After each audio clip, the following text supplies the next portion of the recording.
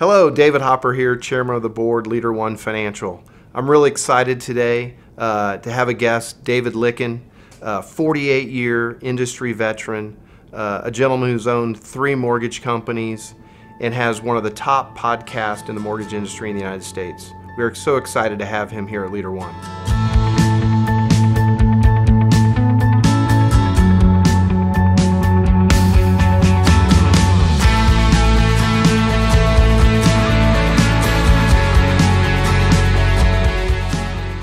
David, welcome. Thank you. Appreciate being here. Absolutely. Why don't you tell the people today what you're doing here with Leader One? Well, first of all, it's a real honor to be here with this company. You know, as a consultant, you dream of some companies that you get to consult to at some point in time. And Leader One has been one of those companies. I love what AW started out building. I look at what the journey that you all came through and have where you're at today.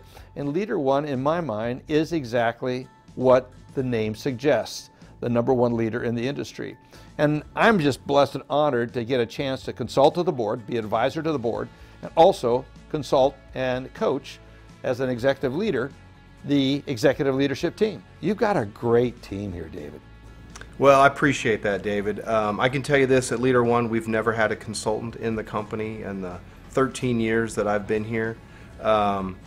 And what we realized is a lot of us have been here a long time, and that's a strength, but we also feel it's a weakness. Your good friend Elliot Lewis, yes, highly recommended you. We've obviously seen you across the industry on LinkedIn and podcast. And honestly, it's a real pleasure to have you here. Well, again, it's a real honor to be here, and we're dealing with some really interesting times.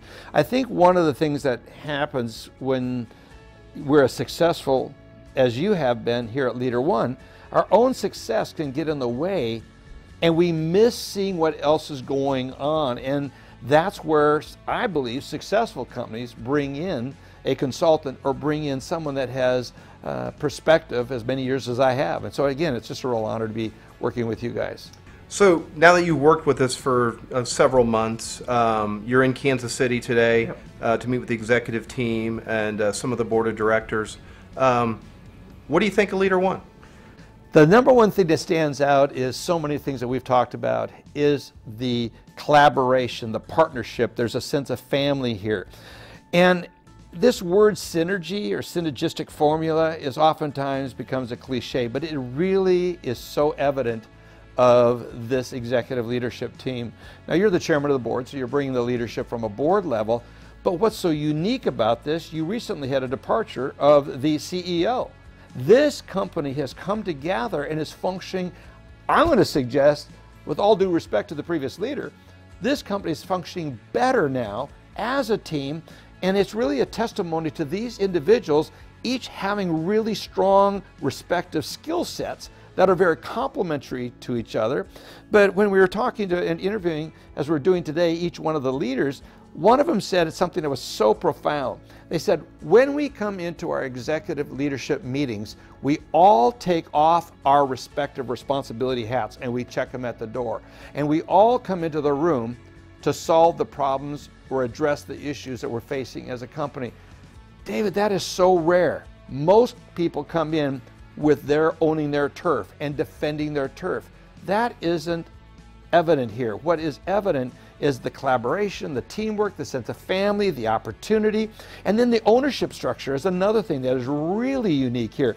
Some would say it's a fractured ownership, it's management by committee, but what's so unique about it is, and so powerful about it, is because many of the producers own the majority of the ownership of the company as a percentage of the company, it really focuses as anyone wanting to come here, they can have confidence that my interests are represented in the ownership of this company. In other words, I'm a top producer, I'm working for other top producers, not a private equity firm, not some bank, not one individual who has a one interest. That is one of the uniquenesses about Leader One that I think is distinguishing it, and I think in these kind of times is going to do really well in these challenging times we find ourselves at the moment. So David, since you've been working with us earlier this year, you've met with each of our executive team and some board members. Give us some insight on what your takeaways are from our leadership team. We just talked about the synergistic formula, how the sum of the parts is worth more than each of the individual parts. And this really shows up here in such a big way.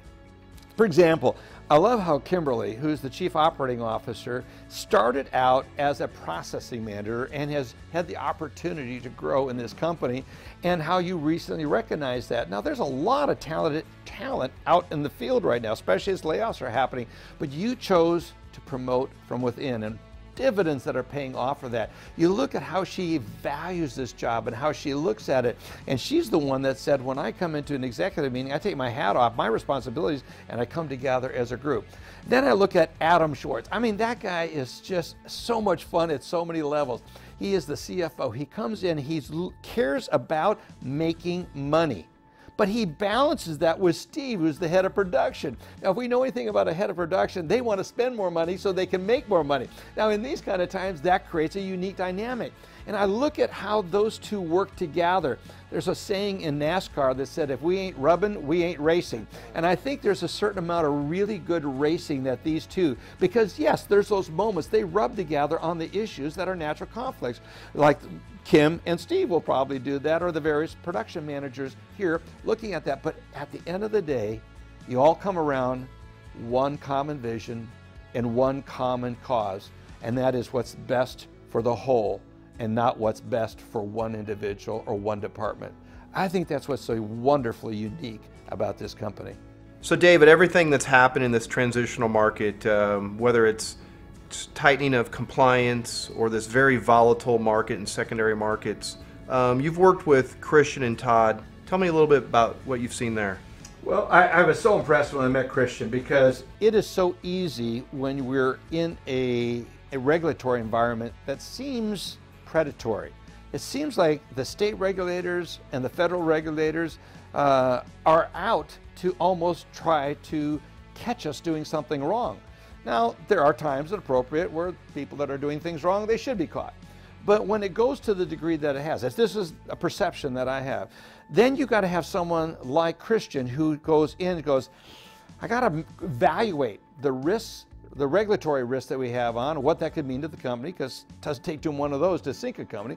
And then yet we have the business continuance. We need to balance that. And I look at someone like Christian, and he does a masterful job of getting input from everybody in the circle, in this ELT group, the executive leadership group, and the executive leadership team. And he says, I think we need to do this. And he lands on the, amazingly lands on the razor edge sometimes, right side of the issue. Let's talk about Todd for a minute, because I look at Todd. He's another one that's been recently promoted to take over capital markets. He's someone that came in here, started in the rank and file, and has grown to the levels he's at. I see how he has taken such pride to manage markets in this volatile, crazy market. As we're recording this, it has been one of the most wild rides. Hopefully, with anyone watching this, things have settled down.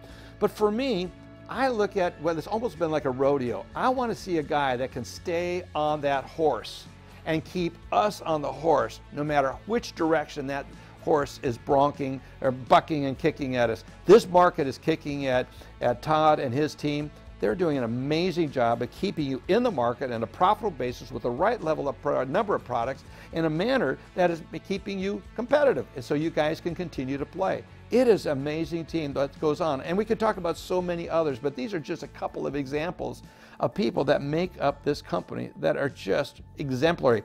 Again, it's not that each one of them are strong executives in and of themselves, but when this group comes together and how they function as a group, I got to tell you, it is rare and unique. And you have something here, David, that should be cherished and valued. And anyone considering looking for a company needs to take that into consideration. There's a lot of dysfunctional companies. There's a lot of talented companies that has a singular person that's iconic and how they lead the company.